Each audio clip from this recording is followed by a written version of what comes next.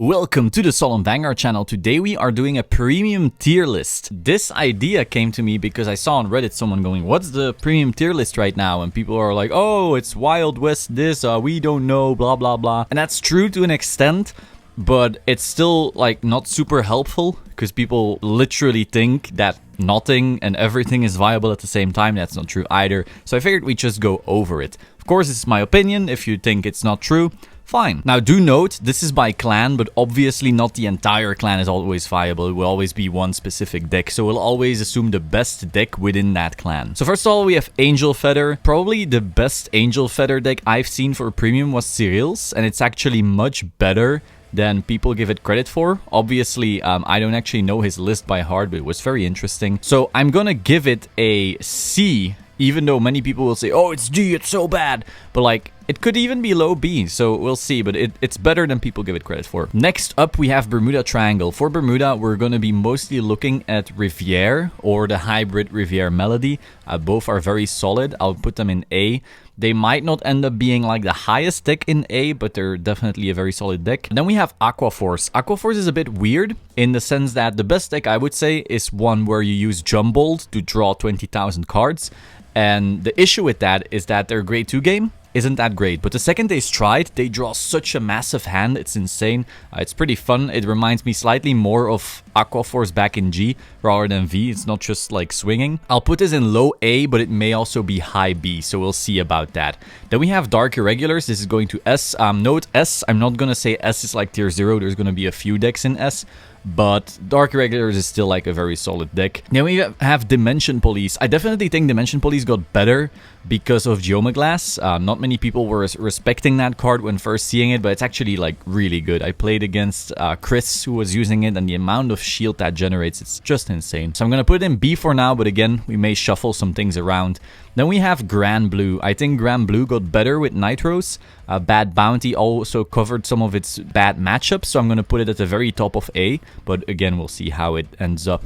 Gear Chronicle, quite some builds out right now. You have the weird turn skip build. You have the Time Leap, Zazan stuff that actually got much worse when Zazan got hit, obviously. So I think Gear Chronicle is actually pretty low. Again, maybe some people find some spicy builds. Like Gear Chronicle have so many tools in premium. If you don't know, like if you've always been in V, and V Gear Chronicle is just this kind of gimmicky wannabe stride deck and you just do the one thing, but in premium there's so many moving pieces because in G they did the craziest combos and they still have those. So you can do some nutty stuff, but the issue is the V stuff doesn't necessarily mesh well with the G stuff.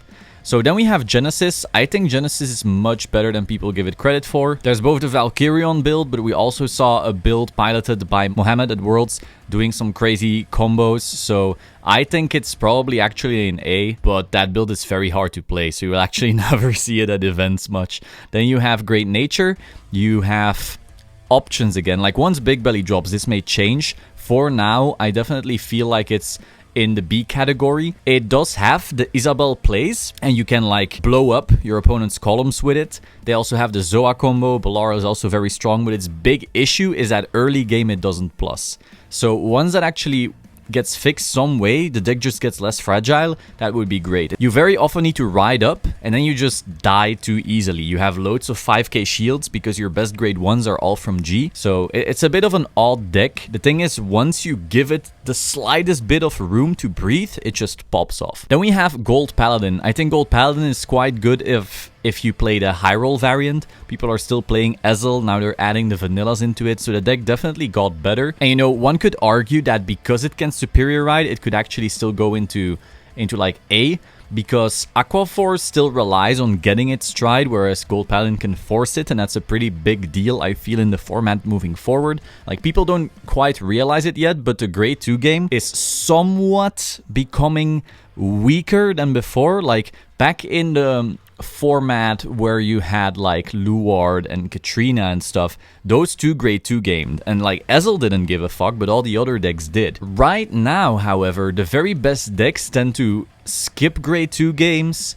or have such a good ride up that they don't care, or they have some type of superior ride. So having that up your sleeve is very powerful. That's also why we see Riviere still being like an actually good deck. Grand Blue as well, they can just ride up and start plussing and usually live through quite some strides and then push back. So Grand Blue is one of those control-ish decks that doesn't quite need to have a superior ride. But yeah, I would say Gold Paladin in A is probably fair. Then we have Kagaro. Kagaro is one of these weird anti-meta picks in the sense that quite some decks on this list actually don't like being disrupted in the opponent's turn.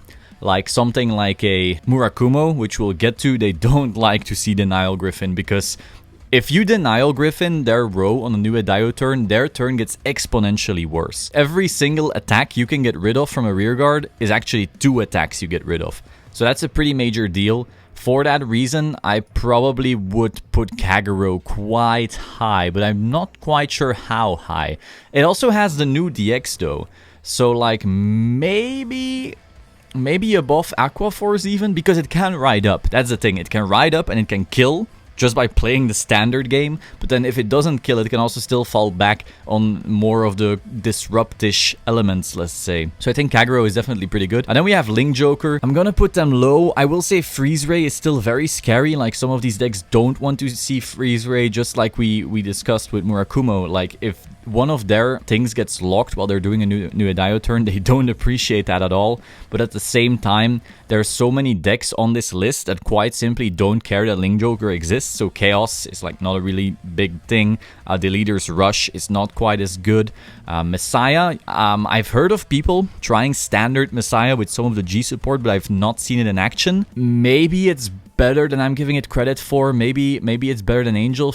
I don't know though. I've played against Cyril's Angel, and for the amount of shit that people give Angels, I just gotta say, I think Angel is much better than people are giving credit for. But this is a tough one. Link Joker is definitely a tough one. Then we have Mega Colony. Yeah, that's going to D. So the big issue Gradora has always had was that it doesn't play the game itself, it just attempts to make your opponent not play the game. And this new stride they got just doesn't help at all. The grade 3 they got now doesn't do much in premium either. It's just trying to be a control deck, but it's not really all that great at controlling. And again, that stride was just a disaster in my opinion, so it's probably gonna be the lowest deck on here.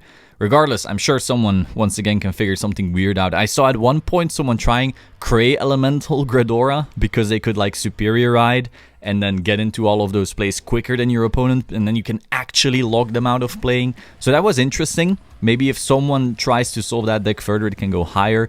For now, though, it doesn't feel like a very great deck. Though someone could probably argue like, oh, but it's definitely better than Angel Feather. Again, Cyril's Angel Feather was really nice. So then we have Murakumo. This guy is going straight into S. One could argue that it's not as good as DI. I guess so. I'm not really sure. You know, DI is the best deck as long as Noman plays it, because he will always open Yellow Bolt, Emblem Master, Killer Tail, and Rhodia. And yeah, then it's the best deck. But if you don't...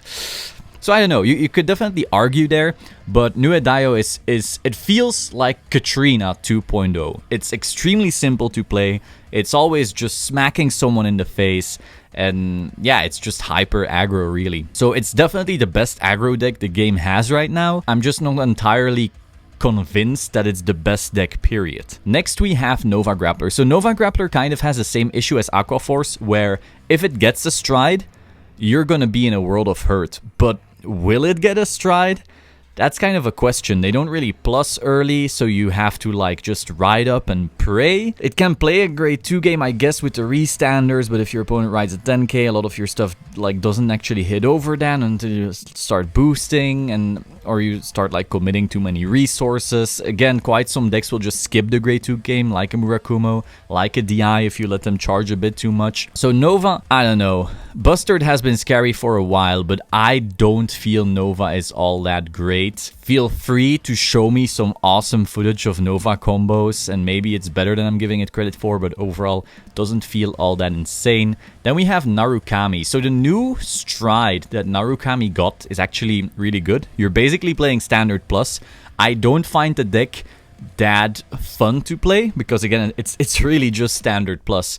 but it got a really good upgrade. Like, the deck became playable in Premium. If before that stride, this would go straight into the last slot, whereas now, you know, I gotta respect it. They have a solid G-Guardian to control your opponent, and if your opponent isn't properly playing around your bind counting, like one of the major things to counter this deck is actually making sure that they can never bind in multiples of 4. If you are stopping them from doing that, then Narukami gets slightly worse, but against an unprepared player, it will just demolish. Then we have Neo Nectar.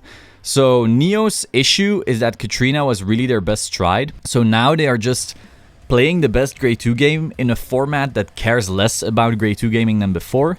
They can, however, literally just aggro you out. Like, they can just go turn 1, full field, bash turn 2, full field, bash turn 3, full field with Asha stuff and bash and hope to win there. And like, that could work, but I don't know. I don't feel it's quite good enough to keep up with what everything else is doing.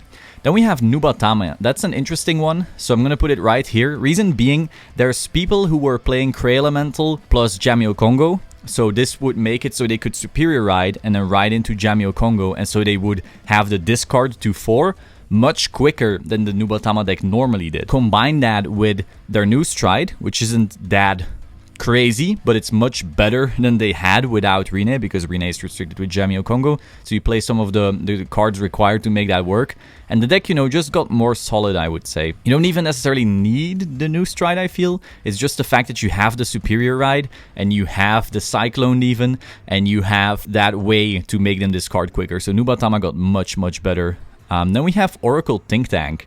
So OTT is a weird one. At first, to me, it was S, in very vacuum testing, let's say. But then once I played it at locals, which is really weird. Usually I don't really power, let's say, on such a small data sample, but sadly we don't have major events. The big issue was I noticed, whoa, on a low roll, this deck will lose to literally anything. And so that made me kind of reconsider. So now I'm putting it actually in A tier somewhere, maybe above golds, yeah. So the big thing, Momo is an insane stride. People are sleeping on that stride. Stride's insane. I can't say enough good things about it. They can still play Tsukuyomi, and Tsukuyomi got better with the order. Some people still don't know that, but just believe me or try it for yourself. It's pretty nutty. They can also play Susanoo, which is just an insanely good ride-up. And they can also play the Cray Elemental stuff, do Ichikishima earlier. So there's like a lot of things that they can do. And now it's literally just, let's solve what the best one is, but all options are good. And again, if your deck can Superior Ride, you're already kind of ahead of the curve, let's say. Now, if your deck can only Superior Ride and you don't have anything beyond that, okay, it's not a good deck. But this deck does. So I think it's pretty good. You could argue maybe where on A it belongs, but I definitely think it's at least on this A row. Then we have Pale Moon. This is an interesting one because, again, you have so many builds. You literally have...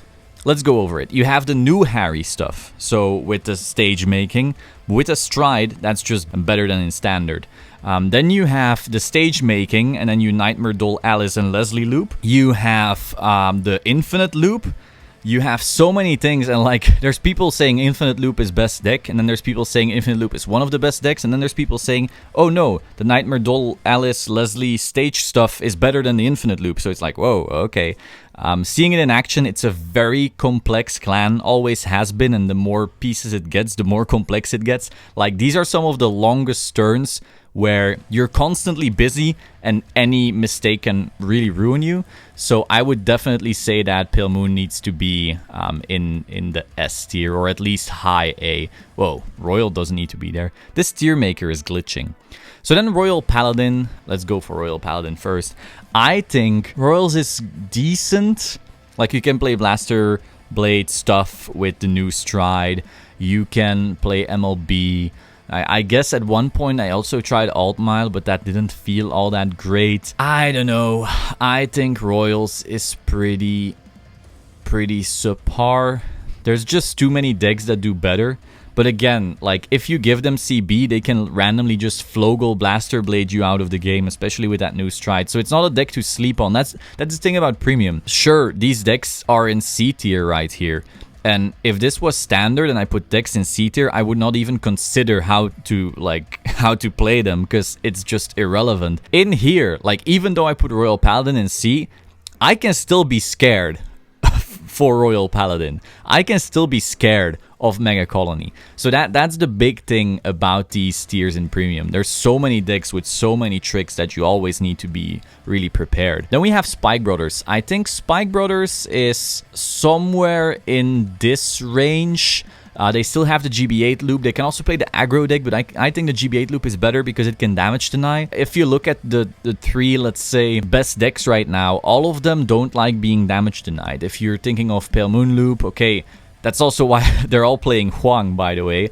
So that's why I think Spikes is pretty good. Even though, obviously, if they get to Huang, you need to completely rethink your strategy. But once again, Spikes can just fetch all those heals. So I think Spikes is solid, GB8 loop. I don't think that loop will ever go away unless they keep creeping to a point where Spikes dies before reaching it, but that's so hard. So yeah, I think Spikes is very solid, very interesting combo deck. I hate playing against it personally, but I gotta respect the control right there. So next up we have Shadow Paladin. So after Luard is added, this is a tough one, right? I would argue it could be best deck or it could be like fourth best deck, but I definitely think it deserves this S lane. And we just gotta like solve exactly why. They can literally play the standard deck and do everything that made it broken in standard, but they also have all the other tools from G. So now you gotta consider, do I want to play the standard deck and randomly kill people that way, or do I also want the ceiling that they had in G? And can we combine them, or do we play fucking Zazan in it? I personally don't think Zazan in this deck is the right move, but I've seen people try. So I definitely think this deck is gonna be one of the best ones once it gets entirely solved. Like, even in its unsolved state that I've been playing it, I would put it like here. But I think the fact that this deck has such a high ceiling with all of the cards that it has access to, I definitely think once it's solved, it's somewhere in here. It's the same way I felt about Ezel, like in fall format last year. Then we have Tachi Kaze. So Tachi actually got way better with the stride. It's basically mini Anger Blader. Once again, its big issue though is like you need to get that stride. And there's really no amazing grade 2 game or anything, except for Sweeper. So, I don't know, it feels like Aqua Force in a sense where if they get that stride, and there's plenty of matchups where they like will, like you could argue, whoa, how will they get that stride? But like Murakumo will ride up. If that Nue doesn't kill you, they're getting that stride, and you may just die. Same thing with the Pale Moon Songster loop. They don't have a great grade 2 game either. Shadow, once again, they will superior ride, but that means they will also be on grade 3.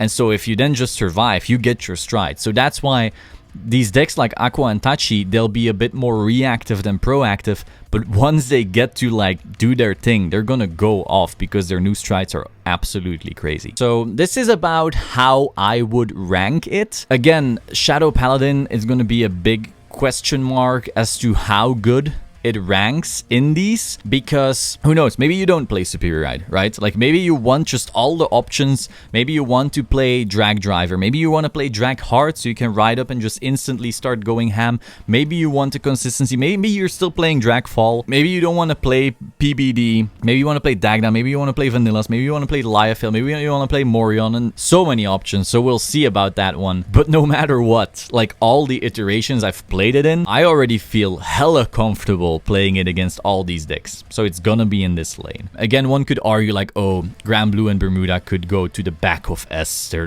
good enough to play there. They definitely feel above Oracle and Golds and Kagaro. So like, I guess I could move them there. I guess this would be acceptable to me. But, you know, some people will argue like, oh no, these four are better than that. So, you know, if we could make an S.5, we could put Grand Blue and BT in there. That is the list. Hope you found this interesting. Hope you learned something from this. If you want to get into Premium, this could be a way to maybe guide you to some staples you want to pick up. If you haven't played Premium before, you can ask any questions in the comments. I'll be sure to try and answer them and guide you through it, because I think the format is amazing right now and you should try it. That is all. Subscribe to this channel and I will see you soon. Ciao.